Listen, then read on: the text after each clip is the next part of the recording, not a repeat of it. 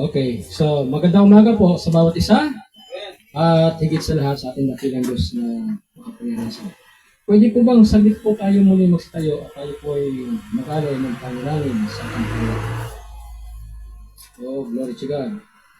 Amen Diyos Ama na makapangyarihan sa lahat. Muli po sa kapangyarihan ng Banal Espiritu, kami po ay dumudulog sa sentro ng habag at anyalay po namin sa iyo ang bahaging ito ng iyong pong patuntunan, aming pong pabubulay-bulay sa iyong mga salita.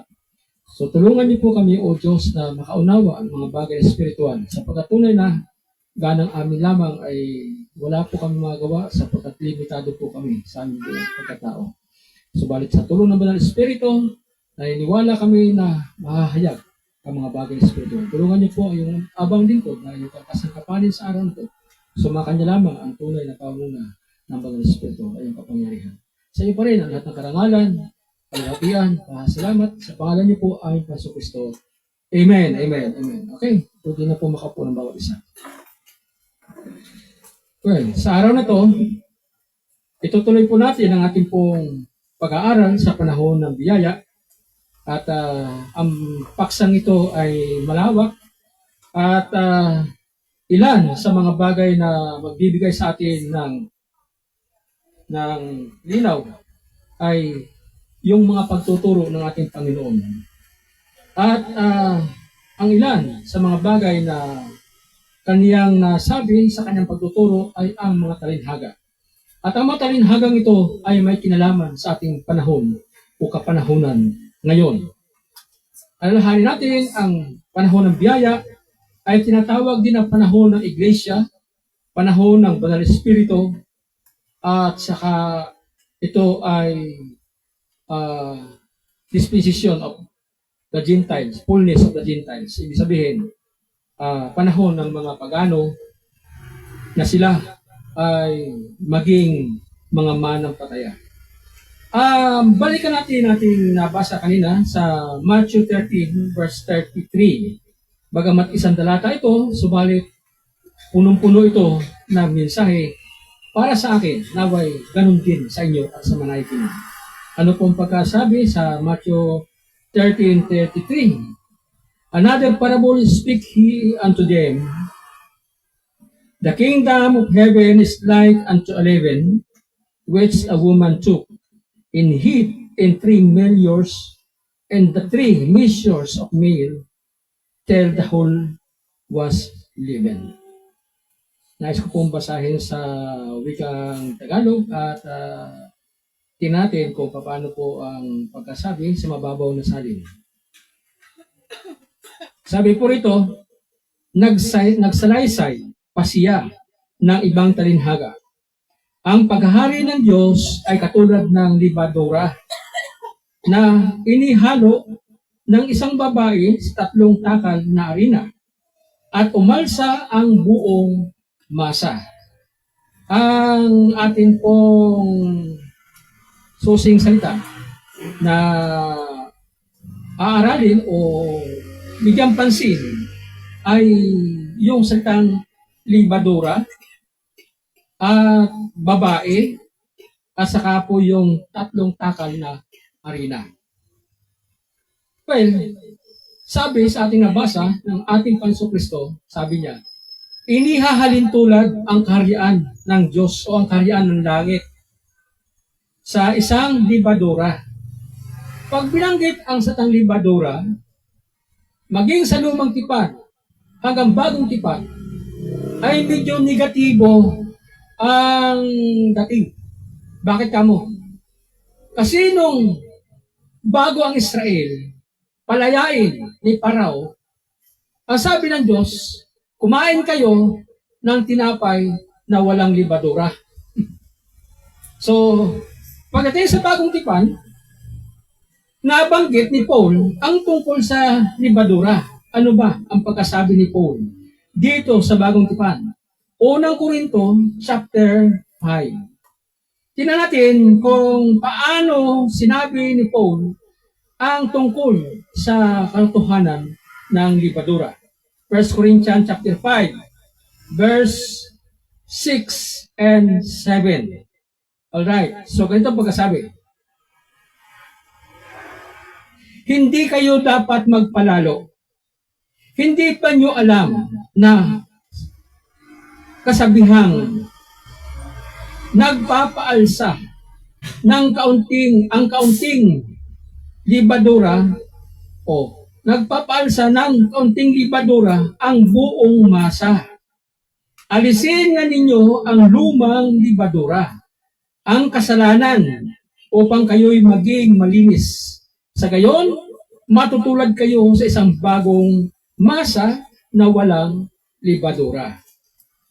Well, sa atin pong nabasa, ang dating parang salungat doon sa Matthew 13. Dahil kung bibigyan natin ng linaw, ang kahulugan ng Matthew 13 verse 33 ay sa ganitong paraan marahil. Bagamat wala pong explanation kung ano ang sabi ng Panginoon tungkol sa arinang ito na 3 kakal at hinaluan o inihalo ang libadura. So, papansinin natin na ang libadura dito ay tumutukoy sa ating Diyos. Makapagtataka, no?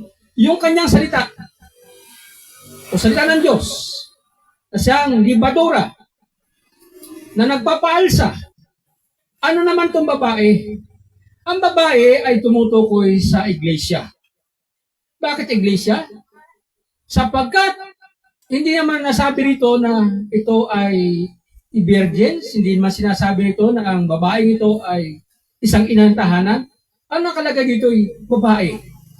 It might be, ito po ay tumutukoy sa church. Sapagkat ang iglesia ay itinuturing ng Diyos na kanyang kasintahang babae. Okay? So ano naman itong 3 takal na arena? Ang 3 takal na arena ay tumutukoy sa ating pagkatao. Bakit kamo pagkatao? Sapagkat ang ating pagkatao, ang person na sinasabi composed of 3 substances. Ano po ang bumubuo sa ating buong katauhan? Binubuo po tayo, binubuo po tayo ng 3 bagay. Katawan, kaluluwa, at espiritu. Sabihin natin na ito po ay nabahagi sa 2 kabuuan. Ano yung 2 yan? Material substance, ito po yung ating flesh, ito po yung ating laman. Non-material substance, ito po yung ating kaluluwa at espiritu na walang kamatayan. Ito pong 3 ito ay siyang bumubuo ng ating pagkatao. Kung ang libadura ay ihahalo sa masa ng isang babae, ibig sabihin, ginagamit ng Diyos ay iglesia upang ang kanyang salita ay ihasit sa ating pagkatao, sa ating katauhan. Sangkot ang ating lupang katawan, kaluluwa, at espiritu. Kung ang salita ng Diyos ay ating pong napapahinggan, inihahalo sa ating pagkatao. Ibig sabihin sadyang ito ay pinararating ng Diyos ang kanyang salita o ang kaalaman tungkol sa Diyos. Ngunit parang salungat, yung Korinto natin nabasa, unang Korinto chapter 5, verse 6 and 7, sabi rin, alisin ang lumang libadura. Wala pong salungat para sa akin. Bakit kamo? Kasi ang pagkabanggit ni Paul doon, lumang libadura na tumutukoy sa kasalanan. Ito ay nagpapaalsa sa ating pagkatao upang maging marungis tayo. Bakit kamo? Dahil ang libadura po ay nagpapaalsa. Pwedeng ito'y mandaya. Diba? Tulad halimbawa ng tinapay. Bibili tayo ng pandesal man lang. Sapagkat paborito natin, pang-almusal, araw-araw, ang pandesal. Ang pandesal, pag tinignan mo, talagang kala mo, laking-laki. Pero yan ay pigain mo ng iyong kamay. At mas halos ang isang pandesal ay kasinlaki na lang ng iyong hinlalaki ng kamay. Di ba? Pag piniga mo gano'n, halos kasinlaki na lang nung hinlalaki ng kamay mo. Pigang-piga yun. Pero pag yan ay tinignan mo ng buo na hindi po nagagalaw, ay malaki. Ibig sabihin, pampalsa. Ang nabanggit ni Paul na 5 libadura ay ang kasalanan na pwedeng ipahamak ang ating buong pagkatao. Kaya sabi ni Paul, alisin ninyo, tanggalin ninyo ang kasalanan o ang lumang libadura? Well, dito sa Matthew 13, nabanggit ito yung libadura. Pero hindi nabanggit na luma.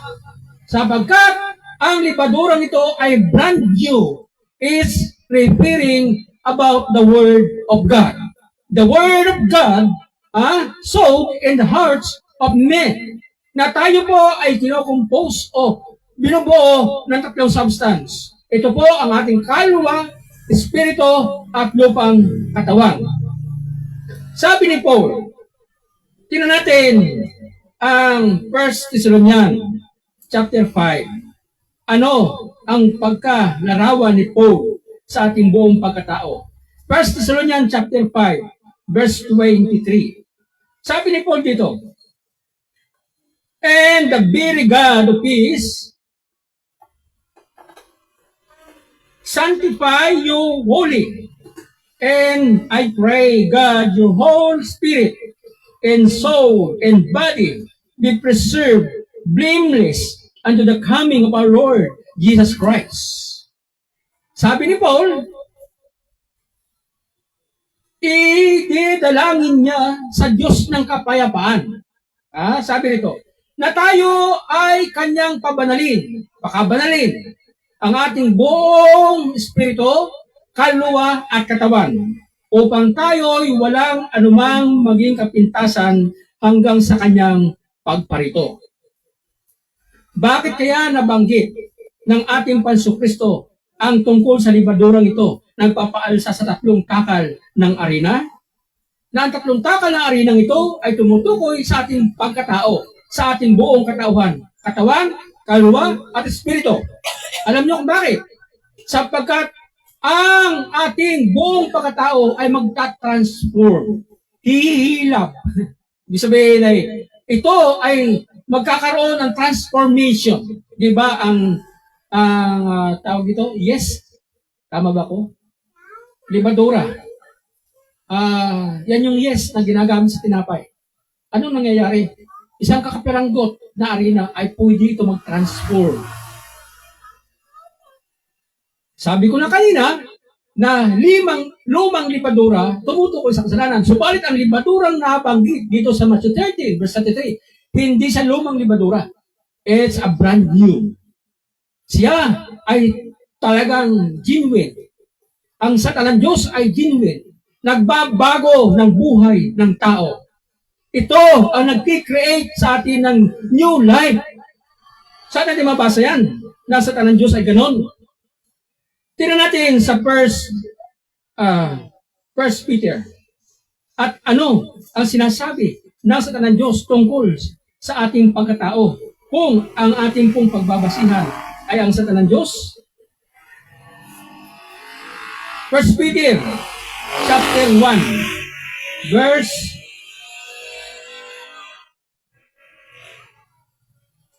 18. Okay? Anong pagkasabi nito? For as much as you know that you were not redeemed with corruptible things, as silver and gold, from your vain conversation, received by traditions from your fathers, but with the precious blood of Christ, as a new lamb without blemish and without spot. Okay. Verse 22. Seeing ye have purified your soul, and obeying the truth through the Spirit, unto unfeigned love of brethren. See that you love one another with pure heart fervently. 23. Being born again, not of corruptible seed, but of incorruptible by the word of God, which liveth and abideth forever. Okay? So, ibig sabihin, ang salita ng Diyos ang naging sanhi o naging dahilan kung bakit tayo ay naboborn again.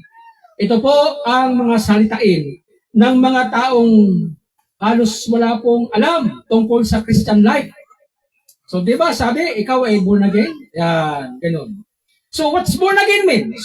Transformation is a genuine work of the Holy Spirit in our lives that will transform unto the newness of life. Tayo nagbabago dahil sa karang Diyos. Kasi sabi rito, verse 23, being born again, not of corruptible seed, but of incorruptible. Hindi po kumukupas, hindi nasisirang binhi. Okay? Napag-aral natin ng mga nagdaang linggo na ang binhing hinasikreto ay ang satanan Diyos o ang Ebanghelyo. Sabi rito, ang binhing ito na hindi nasisira by the word of God, which liveth and abideth forever.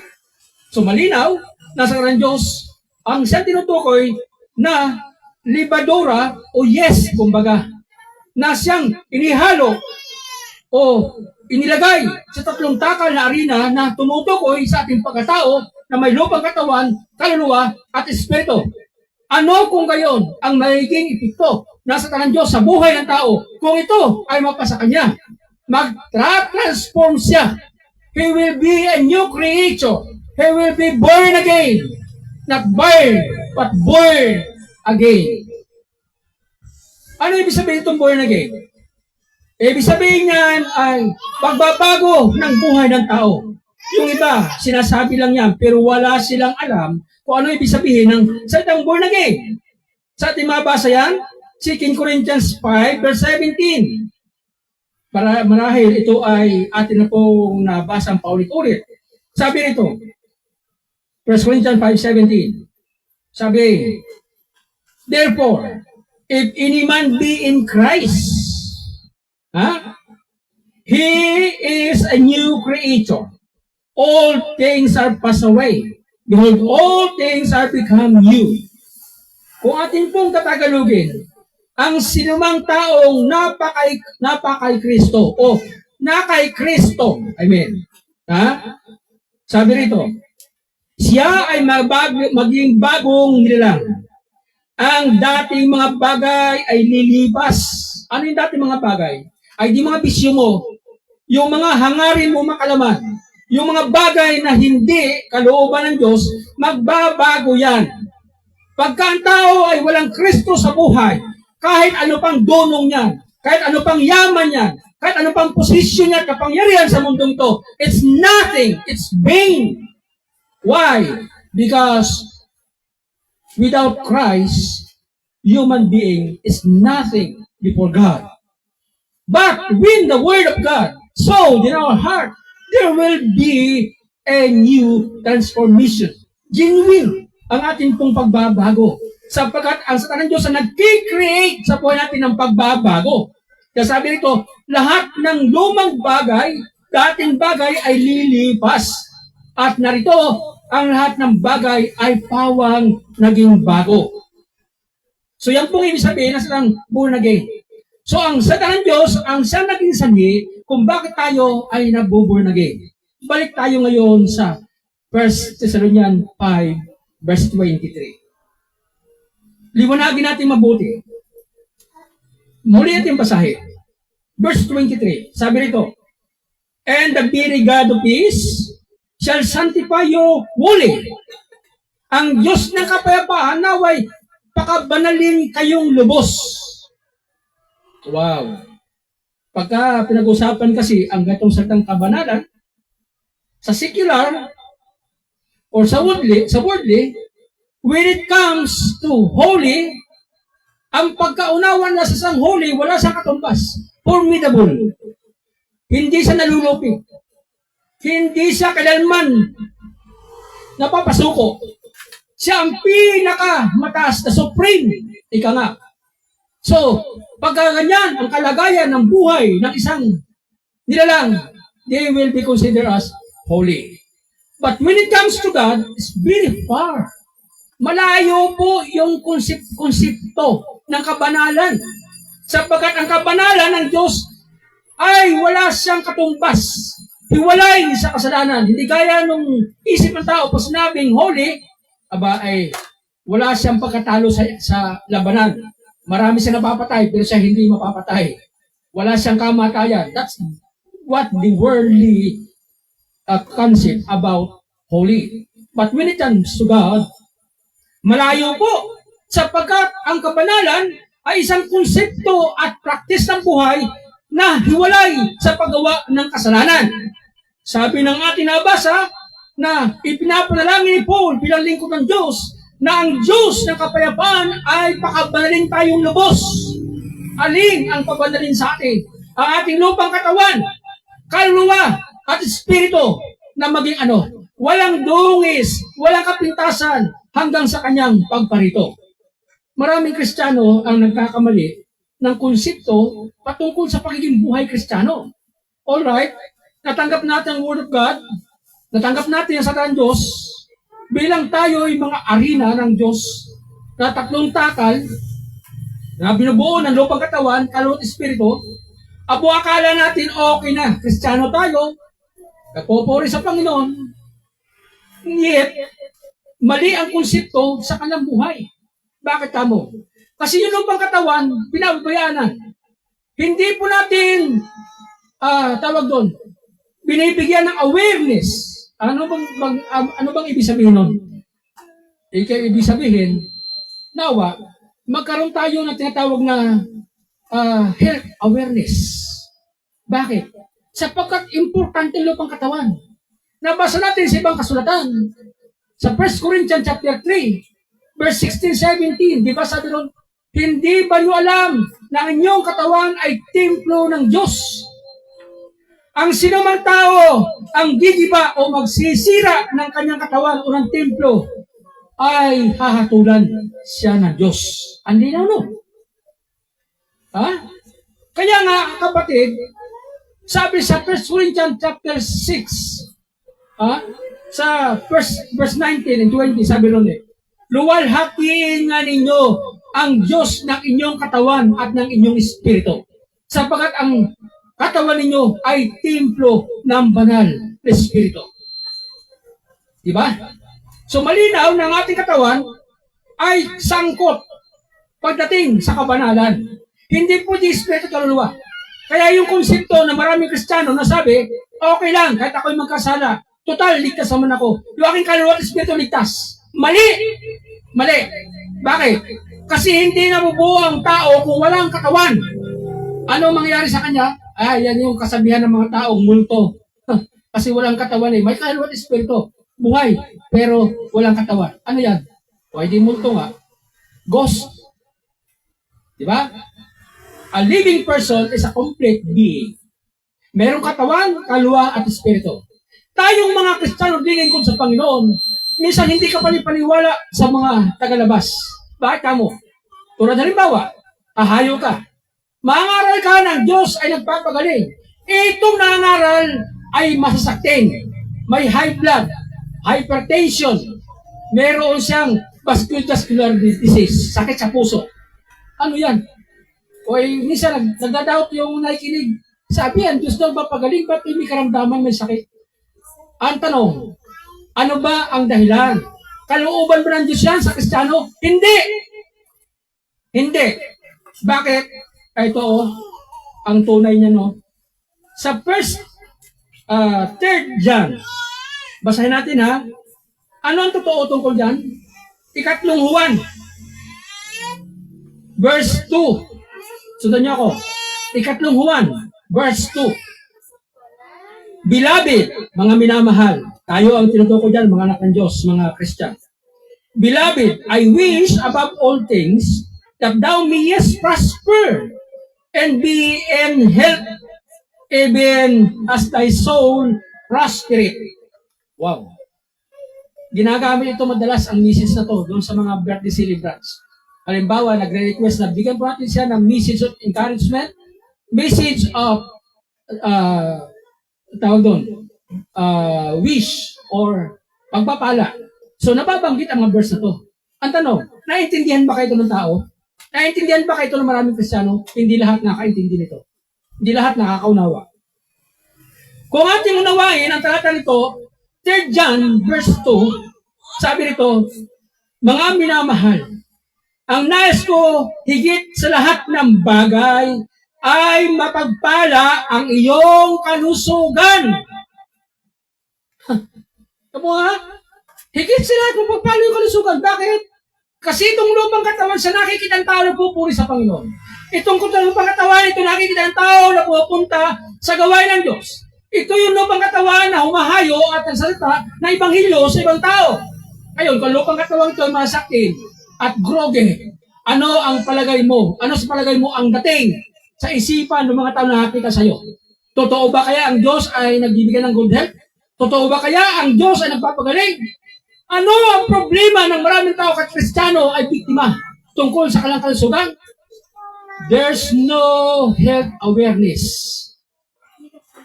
Wala po silang pag-iingat sa kanilang katawan ng lupa. Saksak dito, kain dito, kain dito. Lalo mga kabataan, itakaw-tako ng junk foods. Junk foods na lang. Pag tinagalog mo, ay basurang pagkain eh. Walang ginawa kundi gumuya ng gumuya. Kaya nasisira ng pangatawan, bata pa lang, ayun, ang dami ng mga creatinine, ang dami ng mga kung ano mga cholesterol na bubuo sa lupang katawan. Pagdating na medyo may edad na, ayan na, sinisingil na sila. Bakit? Kung anong kinakain mo, kung anong iniinom mo, yan ang magiging kalusugan mo at magiging buhay mo. Totoo yan. Walang pasubali diyan.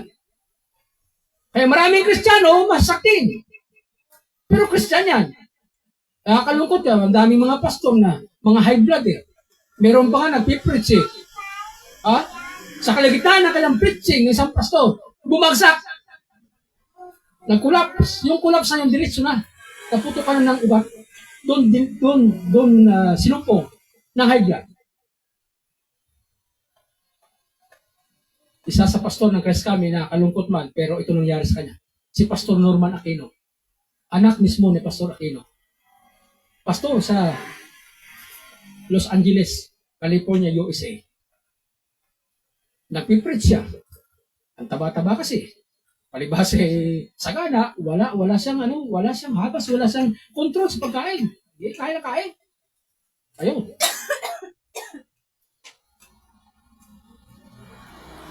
Nagkakaroon sila ng Christmas program ata. Kung hindi mali yung pag-alala, ayun. Hindi pa tapos gawa ng Panginoon, ganun. Yun ang nangyari sa kanya. Hindi lang yan, ang dami pa. Ang dami ako mga kapastoran na kasama sa ating pong fellowship ito ng crisis kami. Ano nangyari? Hindi ko pinagmamalaki kasi ako din ay hindi ligtas sa ganun. Pero at least, lalo tigit kayo mga kabataan, ingatan ninyo yung kalusugan. Huwag kayo saksak ng pagkain sa inyong bibig. Kasi pag yan ay nilumod ninyo at napasok na dito sa inyong katawan, hindi na yan matatanggal. So, nag-iipon ka ng kolesterol, nag-iipon ka ng creatinine, nag-iipon ka ng lasong sa katawan. Sasabi ko nga, masarap sa dila, pero lasong sa dugo. Ang kalooban ng Diyos, hindi lang pinagpapalang ating kaluluwa at espiritu. Ang kalooban ng Diyos, higit sa lahat, pinagpapalang ating lupang katawan. Bakit ka mo? Kasi ang lupang katawan na ito, ginagamit niya sa paglilingkod natin sa Kanya. Ito yung nagpupuri sa Panginoon. Ito yung ginagamit natin sa Kanyang gawain. So, paano pa tayo makapagbigay ng kaluwalhatian sa Panginoon kung tayo masakit? Diba? So, importante po yung pangangalaga sa ating lupang katawan. Ang tanong, kasalanan ba ang magkasakit? Hindi naman. Kaya lamang, there's something na magkaroon tayo ng realization. Minsan, medyo tayo ay unaware sa ating mga practices. Halimbawa, tulad na lang. Yan, madalas kong sinasabi yan sa mga nanay. Pero mauulit ata ngayon. Na ang practice ng mga babae, magpakapagod muna yan sa paglalaba. Paglilinis ang bahay. Tapos, maliligo. Kapatid, sakala mo ba, ano bang ginagawa mo yan? Di ba ang tawag na abuso? Ikaw ang lumilikha ng sakit sa iyong katawan lupa. Di ba? Alam mo, pagkain, masama, pero tuloy pa rin kain mo yan. Nag-iipon ka ng lason sa iyong katawan. Nag-iipon ka ng isang nakakalungkot na sa ating sistema, mga Pilipino. Ibang ko sa ibang bansa. Palagi ko, mas higitan ng ibang bansa. Ano ba yan? Yung kilala sa tawag, sa palengke, na yung mga gulay ay nilulublog sa tubig. Ano ang tawag doon? Yung chemical sa yan, na pinaganda lang ang tawag, sa totoo lang, formalin yan. Kasi na-preserve ang isda, ang karne, ang gulay, akala mo sariwa. Pag niluto mo yan, hindi mo alam na yan pala ay laso na. Nalimutan kong tawag dyan eh. Halimbawa, yung gulay na langka, katantarin mo yan. Hindi siya tawas. Inulog sa chemical. Kaya puting-puti. Gawin mo sa bahay yung langka na walang ganong chemicals. Tantarin mo yan o hiwain mo yan, mahanginan, medyo kulay brown. Palengke, puti. Bakit? Habang ginagawa nila, nakababad sa tubig eh. Nalimutan ko yung chemicals na yan. Pero sa totoo lang, formalin po. Sa madalang sabi. Pinipreserve para huwag mabulok, huwag malanta ang mga kulay. Kalungkot. Pag nakakain tayo niyan, tapos na. Sa gusto mo, sa ayaw mo man, nangyari na eh. Wala kang choice. Kaya, delikado. So mga Kristiyano, dapat ingat tayo. Hanggat maaari, kung mayroon tayong backyard, o pwedeng maghalaman kasi sa puso, gawin mo. Mas masarap na magkaroon ng gulay. Sariling tanim sa tahanan. Kung minsan, ang palengke hindi safe. Maliban lamang kung talagang kilala mo na yung nagtitinda ng gulay, ay wala namang gulay ngayon na safety. Bakit? Halaman ko lang, ibinubugbog na at niluluto na sa spray ng chemicals para huwag kain ng uod. Ito, payo ko. Kung gusto mong safety ang gulay, ang bilhin mo ay yung kinakain ng uod. Bakit? Ang diri-diri naman, ang nakakadiri naman yung uod. Ay, yan ang alam mo. Pero tatagal ang buhay mo dyan. Pag binili mo yung mga gulay na ang ganda-ganda, wala kang kasira-sira, wow. Kapatid, luto yan sa chemicals. Maniwala ka. Kaya hindi pasukin ang uod yan kasi mamamatay sila. Tapos yan kinain mo, mamamatay ka rin ng maaga. Diba? So yung pangangalaga sa kalusugan, napakahalaga. Dahil ito yung ginagamit ng sa Panginoon eh. Sabi natin binasa kanila, inadalangin ni John na ang mga kapatid, higit sa lahat, ay pagpapalain ng Diyos ang kanilang kalusugan. Kung paano pinagpapala ang ating espiritu at kaluluwa. Kaya sabi ni Paul, inadalangin niya sa Diyos ang kapayapaan na tayo makabanalin ng buo. Walang dugis, walang kapuntasan ng ating katawan, kaluluwa at espiritu. Huwag nating itanim sa utak ang salita ng ibang Kristiyano na di na baling makasala ka ng lupa ko, di baling ito yung mamatay na kung ano man, total ligtas naman ang kaluluwa ko. Mali. Mali. Hindi sinasang-iunan ng satanan Diyos yan. Sapagkat ang kalooban ng Diyos ay buong pagkatati, walang kapintasan, walang dungis, walang anuman, hanggang sa kanyang pagparito. Mga kapatid, sumagang ito. Ang satanan Diyos ay mabisa kung ito ay isa katuparan natin at ipamuhay. Magiging walang bisa ang satanan Diyos sa puso natin, sa buhay natin, kung ito ay hindi natin sinampatayanan at hindi natin ipinamumuhay. Kahit gaano man makapangyarihan ito, kahit gaano man ito kabisa, kung hindi natin ito ipamuhay, walang kwenta. Kung si Salmista David ang ating pong bigyan ng panahon na maging example natin siya. Ano ang panalangin ni David? Sabi niya, ang salita mo, O Diyos, ay iningatan ko sa aking puso upang ako ay huwag magkasala laban sa iyo. Yun, ganun sana. Ba't sana? Kasi hindi ko hawak ang kalooban ng bawat isa. Kahit ako, hindi din yung hawak ang aking kalooban. Kaya may sana. Nawa! Ibig sabihin, ang Diyos na nakakalam sa iyo at sa akin. Nawa! Ang salita ng Diyos sa araw na ito ay magkaroon ng daan sa ating puso, sa ating buhay. Okay ba mga kapatid? Nawa. At sabi pa ni David, ang salita mo, O Diyos, ay ilawan sa aking mga paa at liwanag sa aking landas. Ano ibig sabihin nun? Ibig sabihin, sa bawat hakbang ng buhay natin, ng ating mga plano sa buhay, huwag natin sabihin na okay na to. Lahat ng ito, i-acknowledge natin. Sabi nga ni Solomon, in all your ways, acknowledge Him, that He may direct your path. Ibig sabihin, sa bawat kilos natin, sa bawat ating mga pinaplano sa buhay, ating kilanlin ang Panginoon higit sa lahat, sapagkat i-direct niya ang kanyang plano, ang kanyang pagpapasya, kung siya ay ating papakinggan at uunahin. Okay ba mga kapatid? In all our ways, acknowledge God. That God will direct our path. And we will be beside as the noonday of the day. Magliliwanag ang buhay natin kaya katanghalian tapat kung ang Diyos ang ating ipamamalagi sa ating buhay. Sa anong paraan? Ang kanyang salita. Isa pang dagdag na verse. Salmo o awit, chapter 1. Mula po sa verse 3 hanggang pababa, ano nakalagay doon? Nakalagay doon na ito. Pag ating pong pinagbubulay-bulayan ang salita ng Diyos, araw at gabi, sabi ron, ay magiging gaya tayo ng punong kahoy na nakatanim sa siping ng ilog o ng tubig. Ang ating mga dahon, ibig sabihin, pananampalataya natin, buhay natin, ay hindi malalanta. At hindi tayo takot sa pagdating ng tag-init ng mga pagsubok. At ang bunga natin ay hindi nalalagas o natitigil sa pagbubunga.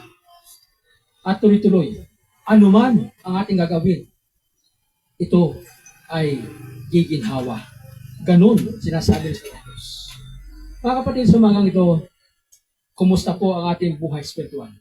Kumusta ang iyong pagkatao? Ang katawan mo, aware ka ba sa iyong kalusugan? Hindi mo ba alam ng kalusugan mo ay hindi na nagkikira ang Diyos dyan? Dahil yan ang ginagamit natin sa paglilingkod sa Panginoon. Kapatid, sa umagang ito, pag mula sa araw ito, maging aware ka sana sa ating kalusugan. Okay ba mga kapatid? Hindi kumpinsido. Sige, tuloy mo lang. Huwag, hindi magtatagal. At sabi nga ng isang ko panapanahon na yan. Weather lang yan. Sabi ni Estrada. Weather lang yan. Isang araw, hindi natin alam. Mas mauna ka pa. Bakit? Kasi, mali ang practice natin eh. Kung gusto natin ang ating kalusugan ay maging maayos ang ating buhay, hayaan natin ang salita ng Diyos nating sundin at maging patayan, prinsipyo ng ating pamumuhay. Okay ba mga kapatid? Sa lahat na nakikinig, maging sa live streaming na to. Kapatid, kumusta ka? Ano ang iyong buhay sa araw ito sa harapan ng Panginoon? Oo nga, naglingkod sa Panginoon. Paano ka tanong lupa? Naalagaan mo ba yan? Tayo po natin masalayo, tayo po manalangin. Glory to God. Hallelujah. Maraming po salamat o Diyos. Salamat po sa inyo sa inyong salita nga sa araw ito. Nagbibigay po sa amin ng reminder. Hindi po kami exempt, Panginoon. Wala po kaming sa puwera. Magalingkod niyo pong ito. Lahat kami ay may pagkukulang. Lahat kami, Panginoon, ay may kahinaan. Minsan nakalita namin na napakahalagang bagay sa aming buhay. Itong aming katawan. Na itong ginagamit sa paglingkod, itong ginagamit sa panalangin, itong ginagamit sa pagpupuri, itong ginagamit sa pag-ayo at maraming bagay. Subalit nakalita namin, ito yung pangalagaan at ayusin ang buhay. Ang kalooban niyo po ay maging prosperous kami in health as you prosper our soul, our spirit. So God, bless us, I pray, through your word today. And let your word be our principles in our life. Ito ay maging basihan po, base ng aming buhay. Salamat po, O Diyos, sa iyong masita sa araw ito. Pagpala niyo pong sa amin sa araw ito. Lahat ng ito, O Diyos, ay sa inyo pong kapasalan at karangalan. Kami dalangin sa tanging pangalan niyo, ang Panginoon Kristo. Amen and amen. Puri ng Panginoon.